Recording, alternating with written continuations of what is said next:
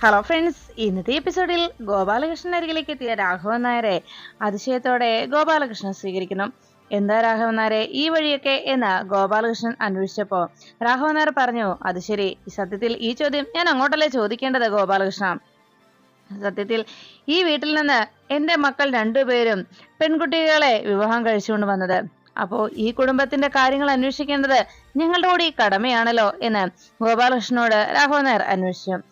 അല്ല, അന്വേഷിക്കാതിരുന്നില്ല എന്ന് വേണം സത്യത്തിൽ പറയുവാൻ. കാരണം ഇടയ്ക്ക് ഈ വീടിനെ കുറിച്ച് അന്വേഷിച്ചപ്പോ ഇവിടുന്ന് ശാലിനി IAS കോച്ചിങ്ങിനായി പോയെന്ന് പറഞ്ഞു കേട്ടു. IAS ട്രെയിനിങ്ങിനായി പോയെന്ന്. സിവിൽ സർവീസ് ട്രെയിനിങ്ങിന് പോയ ശാലിനി മടങ്ങിയെത്തിയില്ല. ശാരദാമയാണെങ്കിൽ ഏതോ തമിഴ്നാട്ടില് അവിടുത്തെ ഏതോ ഒരു കടയിലും, ഒരു തട്ടുകടയിൽ ജോലി ചെയ്യുന്നു. പിന്നെയുള്ളത് ശാരികയാണ്. ശാരികയുടെ ഫോൺ നമ്പർ പോലും ആരുടെ കയ്യിലും ഇല്ലാതാനും. അതുകൊണ്ടാണ് ശ്യാമ ഇവിടേക്ക് തിരിഞ്ഞു പോലും നോക്കാത്തത്. അങ്ങനെയാണെങ്കിലും ഇടയ്ക്ക് ശാലിനിയെ കുറിച്ച് എന്തെങ്കിലും വിവരമുണ്ടോ എന്നറിയാനായി വിഷ്ണു ഈ വഴി വന്നിരുന്നു. അന്ന് ഈ വീടും പരിസരവും ഒക്കെ കണ്ടപ്പോ വിഷ്ണുവിന് ആകെ പ്രതീക്ഷയുണ്ടായി. ആകെ പ്രവർത്തിച്ചിരുന്നത് ഈ കുടുംബശ്രീ ഹോട്ടൽ മാത്രമാണ്.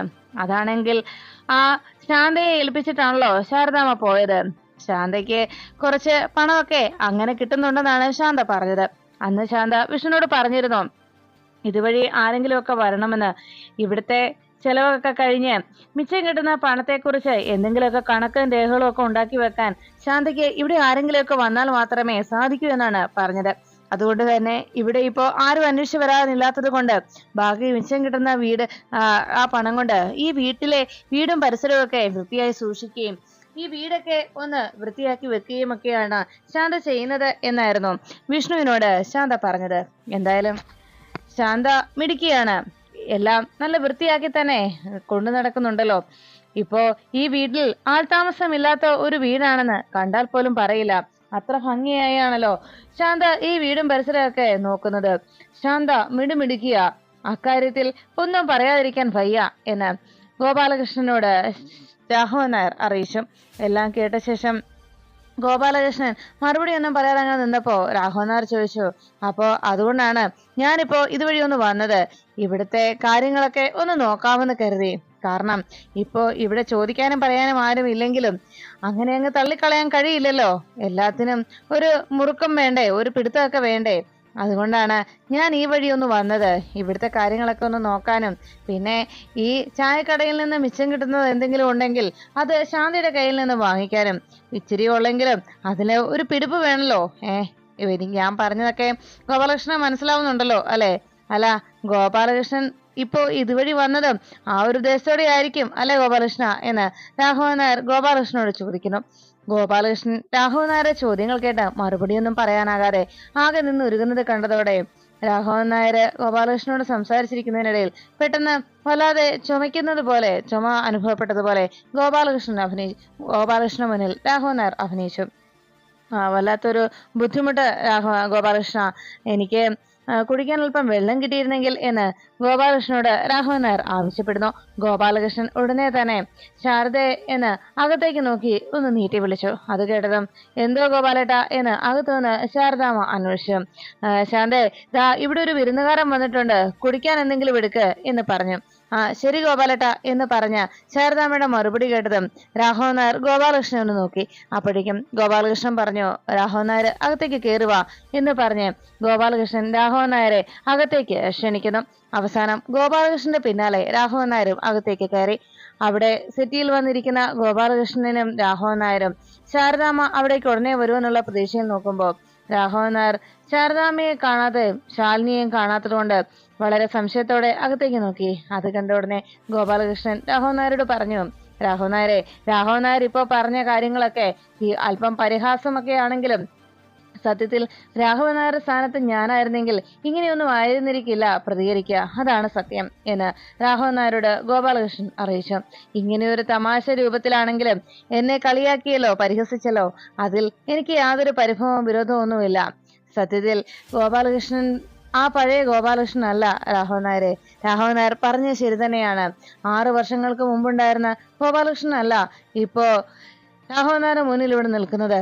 ആ പഴയ ഗോപാലകൃഷ്ണൻ ആയിരുന്നുവെങ്കിൽ എനിക്കിതൊക്കെ തീർക്കാനായി 6 സെക്കൻഡ് മതിയായിരുന്നു എന്ന് രാഘവൻ നായരോട് ഗോപാലകൃഷ്ണൻ അറിയിച്ചു. അപ്പോഴേക്കും ശാരദാമ്മ അവിടേക്ക് എത്തി.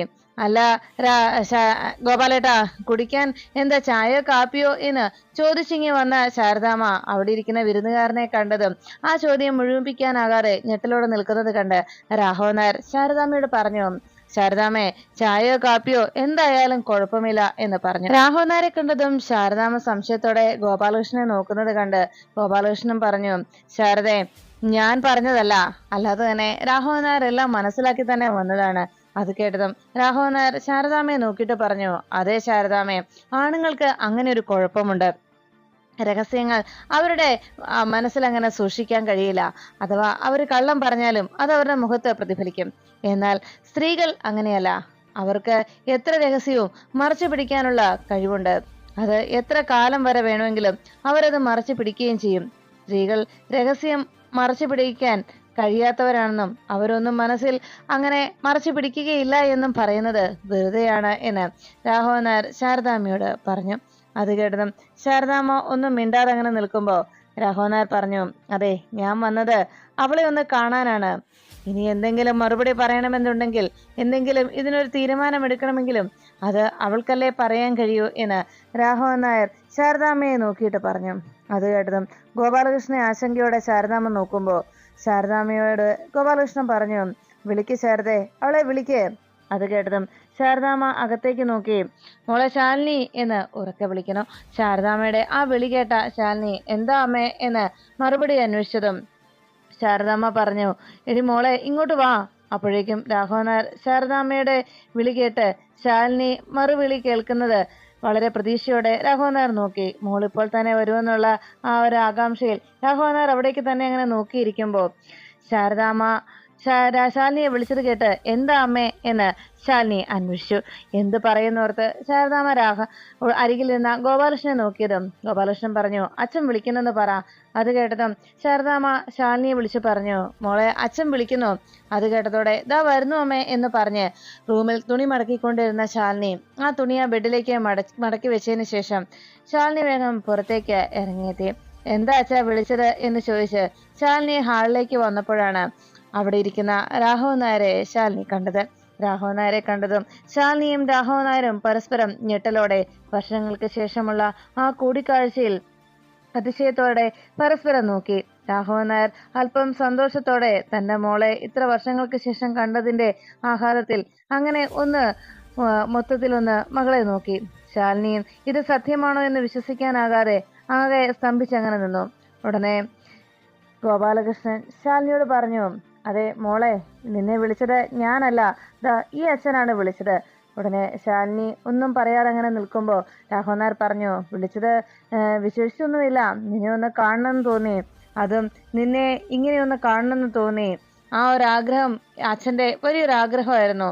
ആ ആഗ്രഹം സാധിച്ചല്ലോ, അത് മതി, അത് മാത്രം മതി എന്ന് പറഞ്ഞു. ആ ആഗ്രഹം സാധിച്ചു എന്ന് പറഞ്ഞ് കണ്ണീരോടെ രാഘവൻ നായർ വേഗം അവിടെ നിന്ന് എഴുന്നേറ്റു.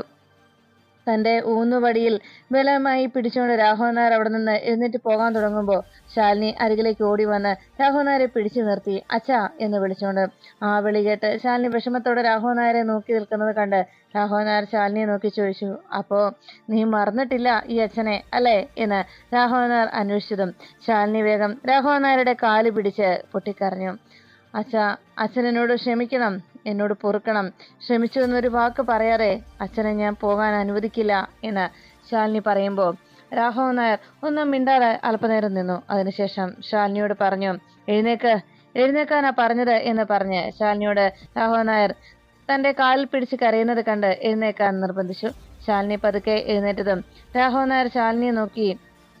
അപ്പോഴേക്കും പൊട്ടിക്കരഞ്ഞുകൊണ്ട് ശാലിനി പറഞ്ഞു, അച്ഛൻ എന്നെ എത്ര വേണമെങ്കിലും ശകാരിച്ചു, എത്ര വേണമെങ്കിലും വഴക്ക് പറയുകയോ തല്ലുകയോ ചെയ്തു, പക്ഷെ അച്ഛൻ എന്നെ വെറുക്കരുത്, അതുമാത്രം എനിക്ക് സഹിക്കില്ല എന്ന് പറഞ്ഞ് കൈകൂപ്പി പൊട്ടിക്കരഞ്ഞ് ശാലിനി നിൽക്കുന്നത് കണ്ട് രാഘവൻ നായർ ശാലിനിയോട് പറഞ്ഞു, ദേ ഒന്നങ്ങോട്ട് വെച്ച് തന്നാലുണ്ടല്ലോ എന്ന് രാഘവൻ നായർ ശാലിനിയോട് പറഞ്ഞുകൊണ്ട്, അല്ലേ ഗോപാലകൃഷ്ണ എന്ന് ചോദിച്ചപ്പോ ഗോപാലകൃഷ്ണൻ പറഞ്ഞു, പിന്നല്ലാതെ. അപ്പോഴേക്കും രാഘവൻ നായർ ശാലിനിയെ നോക്കിയിട്ട് പറഞ്ഞു, നിന്നെ രണ്ടെണ്ണം പറയാൻ വേണ്ടി തന്നെയാ ഞാൻ വന്നത്, പക്ഷേ നിന്റെ കണ്ണ് നിറയുന്നത് അച്ഛന് സഹിക്കില്ല മോളെ എന്ന് പറഞ്ഞ് രാഘവൻ നായർ ശാലിനിയെ നോക്കി സങ്കടപ്പെട്ടു. ശാലിനി പൊട്ടിക്കരഞ്ഞുകൊണ്ട് അങ്ങനെ രാഘവൻ നായരുടെ മുന്നിൽ നിന്നതും രാഘവൻ നായർ പറഞ്ഞു, മോളെ, നീ ഇങ്ങനെ ഒരു പദവിയിലേക്ക് ഇവിടെ എത്തിയത് എന്തായാലും അച്ഛന് ഒത്തിരി സന്തോഷമായി. സത്യത്തിൽ നിന്നെ ഇങ്ങനെ ഒരു അവസ്ഥയിൽ കാണാനായി ഞാൻ ഒത്തിരി ആഗ്രഹിച്ചതാണ്. പൊട്ടിക്കരഞ്ഞുകൊണ്ട് കൈകൂപ്പി നിൽക്കുന്ന ശാലിനിയെ നോക്കി രാഘവൻ നായർ പറഞ്ഞു, കഴിഞ്ഞതെല്ലാം മറക്കാം, പൊറുക്കാം. ഇനി പരസ്പരം പഴികൾ ചാരിയിട്ടോ വിഴുപ്പലക്കിയിട്ടോ എന്താ കാര്യം? ശാരദാമ്മ എന്ത് പറയുന്നു എന്ന് രാഘവൻ നായർ ചോദിക്കുന്നത് കേട്ട് ശാരദാമ്മ പറഞ്ഞു, എനിക്കും അത് തന്നെയാണ് പറയാനുള്ളത് രാഘവേട്ട. സത്യാമ്മയെ പേടിച്ച് വെറുതെ ഒന്ന് തുടങ്ങിയ കളിയാണിത്. പിന്നെ അത് കൈവിട്ടു പോയി. ഓരോ തവണയും സത്യാമ്മയുടെ സത്യം തുറന്നു പറയാനുള്ള ഭയം കാരണം അതിങ്ങനെ കൂടിക്കൂടി വന്നു. അത് ഇത്രത്തോളം എത്തിയത് എന്ന് ശാരദാമ്മ വിഷമത്തോടെ രാഘവൻ നായർ പറഞ്ഞപ്പോൾ രാഘവൻ നായർ ചുപ്പഴിച്ചു. എൻ്റെ മോൻ അനുഭവിച്ച വേദനയോ ഇത്രയും നാളും അവൻ്റെ ടെൻഷനും മനോവേദനയും ഏറി വന്നപ്പോൾ അവന് ഭ്രാന്ത് പിടിക്കുമോ എന്ന് പോലും ഞാൻ ഭയന്നുപോയി എന്ന് രാഘവൻ നായർ പറഞ്ഞു. അത് കേട്ടതും ശാലിനി പറഞ്ഞു, വിഷ്ണുവേട്ടനിൽ നിന്ന് അകന്നു നിൽക്കാനായി, വിഷ്ണുവേട്ടനെ അകറ്റി നിർത്താനായി ശ്രമിച്ചപ്പോൾ ഞാൻ അനുഭവിച്ച വേദന എത്രയാണെന്ന് അച്ഛൻ അറിയാമോ?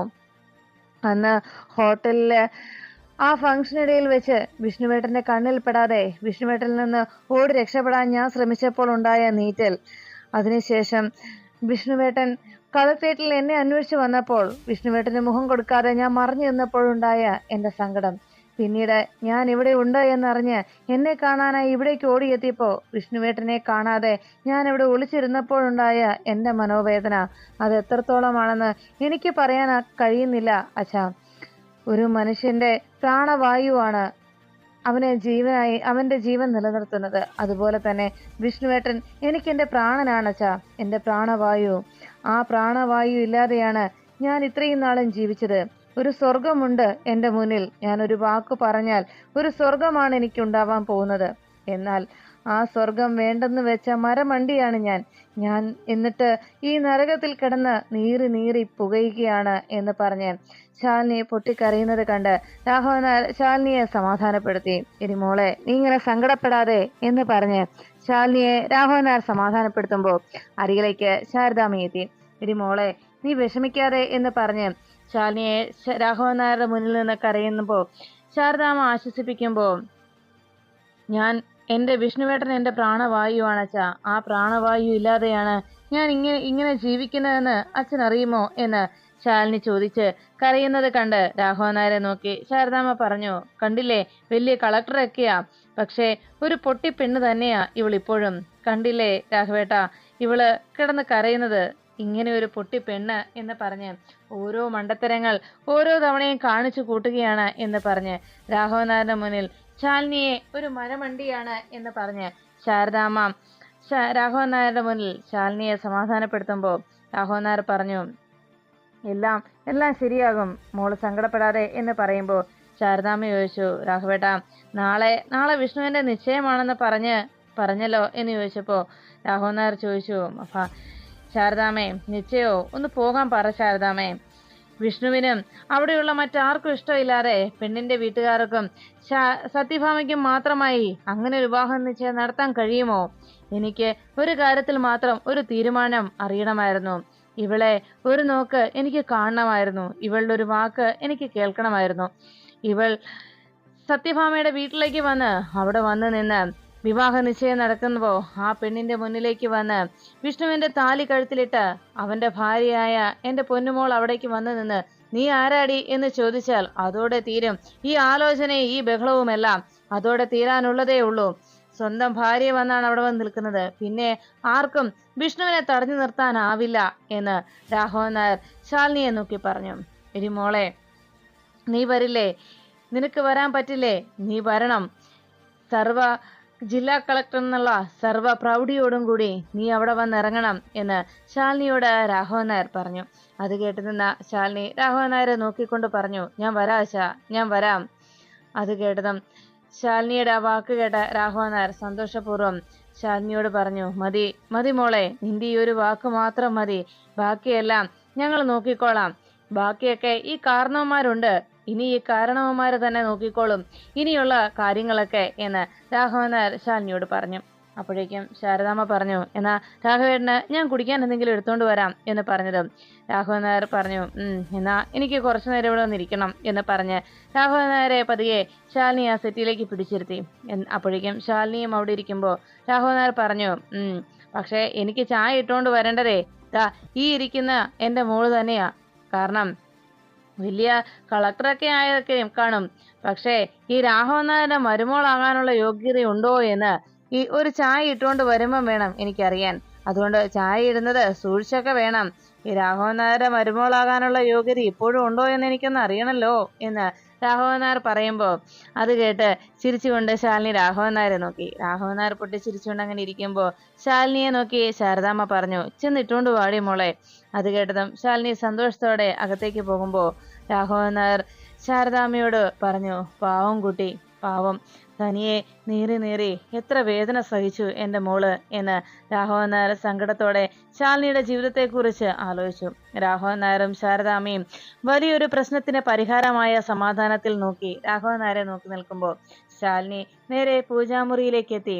തൻ്റെ വേദനകൾക്കും തൻ്റെ ആശങ്കകൾക്കും പരിഹാരമായി എന്ന സമാധാനത്തിൽ ഭഗവാന്റെ മുന്നിലെത്തി പ്രാർത്ഥനയോടെ ഇന്നത്തോടെ എല്ലാം കലങ്ങി തെളിയാൻ പോകുന്നുവെന്നും നാളെ തൻ്റെ ജീവിതത്തിലെ പ്രശ്നങ്ങളെല്ലാം അവസാനിക്കുകയാണ് എന്ന സമാധാനത്തിൽ കൈകൂപ്പി ആ ഭഗവാനോട് നന്ദി അറിയിക്കുന്നു. പിന്നീട് രാഘവൻ നായരെ ഇത്രയും നേരമായിട്ടും കാണാത്തതിൻ്റെ ആശങ്കയിൽ വാതിക്കൽ തന്നെ കാത്തു നിൽക്കുകയാണ് പിള്ളാച്ചൻ. അല്ല, ഇതെങ്ങോട്ട് പോയി കാണും ഈ സാറ് എന്ന് ആലോചിച്ച് അങ്ങനെ പിള്ളാച്ചൻ നിൽക്കുമ്പോൾ മുറ്റത്തേക്ക് ഒരു ടാക്സി വരുന്നത് കണ്ടു. ആ ടാക്സി വന്ന് നിർത്തിയതും അതിൽ രാഘവൻ നായർ ഉണ്ടാകുമെന്ന് പിള്ളേച്ചന് മനസ്സിലായി. കാറിൽ നിന്ന് രാഘവൻ നായർ പുറത്തേക്ക് ഇറങ്ങുമ്പോൾ ഡ്രൈവറും പതിയെ പിന്നാലെ എത്തി രാഘവൻ നായരെ പിടിച്ചിറക്കാനായി സഹായിക്കുന്നു. അപ്പോൾ അരികിലേക്ക് എത്തിയ പിള്ളാച്ചൻ ഡ്രൈവറോട് പറഞ്ഞു, വേണ്ട, സാറിനെ ഞാൻ കൊണ്ടുപോയിക്കോളാം. അല്ല, അയാളുടെ വണ്ടിക്കൂലിയൊക്കെ കൊടുത്താണോ സാറേ എന്ന് ചോദിച്ചു. അപ്പോഴേക്കും രാഘവൻ നായർ പറഞ്ഞു, അതൊക്കെ ഫോൺ വഴിയൊക്കെ നടപ്പിലാക്കി എന്ന് പറഞ്ഞു. അത് കേട്ടതും രാഘവൻ നായരെ പിടിച്ചുകൊണ്ട് പിള്ളാച്ചൻ നേരെ സിറ്റ് ഔട്ടിലേക്ക് എത്തി. അപ്പോഴേക്കും പിള്ളാച്ചൻ ചോദിച്ചു, അല്ല സാറേ, സാർ ഇത് എവിടെ പോയതായിരുന്നു? കുറേ നേരമായി എന്നെ സത്യമ്മ ചോദ്യം ചെയ്യുകയായിരുന്നു. തലങ്ങും വിലങ്ങും പോലീസ് മുറിയിലുള്ള ചോദ്യം ചെയ്യലായിരുന്നു. സാറിനെ കാണാതായതിൻ്റെ പേരിൽ ഞാൻ സാറ് പറഞ്ഞിട്ട് ഒരു ടാക്സി ഓർഡർ ചെയ്ത് തന്നു എന്ന് മാത്രം ഞാൻ പറഞ്ഞിട്ടും ഞാൻ വെറുതെ കള്ളം പറയുന്നതാണെന്നും എനിക്ക് കാര്യങ്ങൾ അറിയാവുന്നും സാർ എങ്ങോട്ടാ പോയതെന്ന് എനിക്കറിയാവുന്നും ഞാൻ പറയാത്തതാണെന്നും പറഞ്ഞ് എന്നെ കൊന്നില്ലെന്നേ ഉള്ളൂ. ഇനിയും സാറ് വൈകിയിരുന്നെങ്കിൽ ശരിക്കും എന്നെ സത്യാമ്മ കൊന്നേനെ. ആ അവസ്ഥയിലായിരുന്നു എന്ന് രാഘവൻ നായരോട് പിള്ളാച്ചൻ തൻ്റെ പരാതി പറയുന്നു. അതെല്ലാം കേട്ട് നിന്ന രാഘവൻ നായർ പിള്ളാച്ചനെ ഒന്ന് നോക്കി ഒന്നും മറുപടി ഒന്നും പറയാതെ അങ്ങനെ ഇരിക്കുമ്പോൾ അവിടേക്ക് സത്യഭാമ എത്തി. ആഹാ, വന്നോ ആള് എന്ന് ചോദിച്ചുകൊണ്ട് രാഘവൻ നായർ അരികിലേക്ക് സത്യഭാമ വരുന്നു. രാഘവൻ നായരെയൊക്കെ നോക്കിയിട്ട് സത്യഭാമ ചോദിച്ചു, അല്ല, എവിടെയായിരുന്നു രാഘവേട്ട ഇത്രയും നേരം? അപ്പോഴേക്കും രാഘവൻ നായർ പറഞ്ഞു, ഞാനൊന്ന് പുറത്തേക്ക് പോയതാ. അല്ല, ഞാനിവിടെ വീട്ടുതടങ്കലിലൊന്നും അല്ലല്ലോ. ഇവിടെ ജയിലിൽ കിടക്കുന്ന കുറ്റവാളിയോ തടവുകാരനോ ഒന്നും അല്ലല്ലോ. എനിക്കെന്താ ഇവിടെ നിന്ന് പോകുമ്പോഴും വരുമ്പോഴും ഒക്കെ ഞാൻ പോകുന്നുവെന്നൊക്കെ എഴുതി വെക്കണം, എഴുതി വെച്ചും പറയാനും ഒക്കെ എന്ന് രാഘവൻ നായർ ചോദിച്ചതും സത്യഭാമ പറഞ്ഞു, അതല്ല രാഘവേട്ട, ഈ രാഘവേട്ടന് സുഖമില്ലാത്തതല്ലേ, അതുകൊണ്ട് എവിടെയെങ്കിലും പോയി എവിടെയെങ്കിലും വീണാലോ, അതുകൊണ്ട് ചോദിച്ചതാ എന്ന് പറഞ്ഞപ്പോൾ രാഘവൻ നായർ പറഞ്ഞു, എനിക്കത്ര പ്രശ്നമൊന്നുമില്ല, പറഞ്ഞ് നിങ്ങൾ എന്നെ ഒരു അസുഖക്കാരനാക്കാതിരുന്നാൽ മതി എന്ന് പറഞ്ഞപ്പോൾ രാഘവൻ നായരെ നോക്കി സത്യഭാമ ചോദിച്ചു, അത് ശരി, അപ്പൊ പിന്നെ എന്തിനാ ഈ ഊന്നുവടി എന്ന് ചോദിച്ചപ്പോൾ രാഘവൻ നായർ പറഞ്ഞു, ഊന്നുവടിയുടെ ആവശ്യമൊന്നും ഇല്ല ഭാമേ. മനസ്സിന് ധൈര്യം ഉണ്ടെങ്കിൽ മനസ്സിന്റെ കരുത്താണ് അത് ശരീരത്തിനും പകർന്നു കിട്ടുന്നത്. മനസ്സിന് കരുത്തുണ്ടെങ്കിൽ ആ ശരീരത്തിനും ആ കരുത്തുണ്ടാവും. എന്റെ ഒരു വശം മാത്രമേ തളർന്നിട്ടുള്ളൂ ഭാമേ. സ്ത്രീയും പുരുഷനും ഒന്നു ചേരുമ്പോഴാണ് പൂർണ്ണതയുള്ള അർദ്ധനാരീശ്വര സങ്കല്പം. അതിൽ എന്റെ ഒരു വശം തളർന്നു, അത്രേ ഉള്ളൂ എന്ന് രാഘവൻ നായർ പറഞ്ഞത് കേട്ട് സത്യഭാമ ചോദിച്ചു, അങ്ങനെ ഒരു വശം തളർന്നെന്ന് പറഞ്ഞാൽ അത് ഞാനാണെന്നല്ലേ പറഞ്ഞു വന്നത് എന്ന് ചോദിച്ചപ്പോൾ അതെനിക്ക് മനസ്സിലാവുന്നുണ്ടെന്ന് സത്യഭാമ പറഞ്ഞപ്പോൾ രാഘവൻ നായർ ചോദിച്ചു, അത് ഭാമേ, നീ ഒന്ന് ആലോചിച്ച് നോക്ക്. ഞാൻ ആദ്യം തളർന്നു വീണതേ പ്രീതിയുടെ വീട്ടിൽ ഒരു പ്രശ്നം ഉണ്ടായ സമയത്താ. അന്ന് അവിടെ ഉണ്ടായ ചെറിയൊരു പ്രശ്നത്തിൽ ഭാമയെ നീ കയറി ഇടപെട്ടു. അത് വലിയൊരു പ്രശ്നമായി മാറി. അവളുടെ കുഞ്ഞിനെ നഷ്ടപ്പെട്ടു. അപ്പോഴാണ് ഞാൻ അവിടെ തളർന്നു വീണത്. അതിനുശേഷം വീണ്ടും ദാ നമ്മുടെ മകന്റെ ജീവിതത്തിലും നീ കോലിട്ടിളക്കുകയാണ് എന്ന് പറഞ്ഞപ്പോ രാഘവൻ നായരെ നോക്കി സത്യഭാമ ചോദിച്ചു, ഓ അതാണോ ഇപ്പോഴത്തെ പ്രശ്നം? അതെ എന്ന് ചോദിച്ച് രാഘവൻ നായർ അകത്തേക്ക് പോകാൻ തുടങ്ങുമ്പോ സത്യഭാമ പറഞ്ഞു, എന്നാലേ ഒന്ന് കേട്ടോ, ഇനി എന്തൊക്കെ പ്രശ്നങ്ങൾ ഉണ്ടായാലും ശരി, വിഷ്ണുവും മധുശ്രീയും തമ്മിലുള്ള വിവാഹം നടക്കുക തന്നെ ചെയ്യും. നാളെ വിവാഹ നിശ്ചയം നടക്കും. ഈ സത്യഭാമയാ പറയുന്നത്. അതിന് ആര് മുന്നിട്ടിറങ്ങിയാലും ശരി, ആരൊക്കെ അത് മുടക്കാൻ നോക്കിയാലും ശരി എന്ന് പറയുമ്പോൾ രാഘവൻ നായർ പറഞ്ഞു, നടക്കില്ല ഭാമേ. അങ്ങനെ രാഘവൻ നായരും സത്യഭാമയും തമ്മിൽ പരസ്പരം വെല്ലുവിളിച്ചു നിൽക്കുന്ന കാഴ്ച കണ്ടുകൊണ്ട് അവിടെ സിറ്റൗട്ടിലേക്ക് ശ്യാമ എത്തുന്നു.